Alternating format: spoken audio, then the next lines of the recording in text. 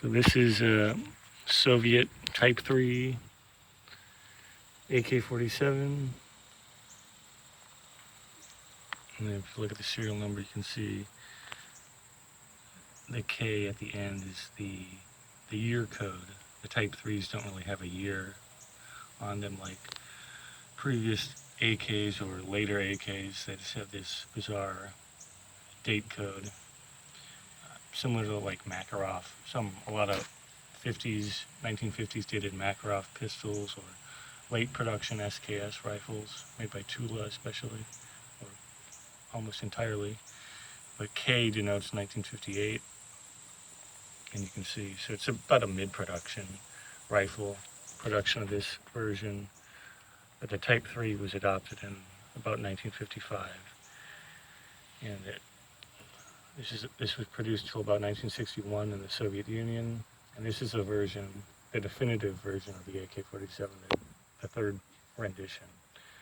This is the type that was copied by many countries, not just in the Warsaw Pact, but China is the Type 56, and North Korea is this Type 58, and then all the other countries have their own kind of designation for it. But you can see not many things changed on the Type 3. They kind of ironed out everything. There were really no transitional phases where, Type 2 parts were used that I know of. So you have the sling mounted on the gas block, as opposed to the handguard retainer on the Type 1 and Type 2 and the AKM. Although I think Type 3s made in 1961 have the handguard or the sling loop on the handguard retainer. And you can see the rear sling swivel is attached to the receiver. And it's a hardwood buttstock, but laminate pistol grip, laminate handguard set. So by 1958, I would assume that should be the laminate. It's just been replaced. You can see the butt plate is even kind of worn away. And then it's kind of a mishmash of parts. I've been meaning to kind of correct it. But it's a correct type top cover, but it has that barbecue paint that you'd see on the AKM or on a refurbished AK Type 3. But apparently also in 1961, the super late production Type 3s had this paint over park type finish. The rest of the gun is blued, while the gas tube is parkerized or phosphated, however you like to call it. Nothing really matches, although the bolt and bolt carrier are force match. I don't really count that as matching. And then the re-welding, so this was cut approximately here, and then the middle section was discarded, and then it was brought into the country pretty early on. I think it was 2005 when they started banning the barrels, but this is the original barrel. Chrome line. The barrel's in really good condition, surprisingly. It's not even been counterbored.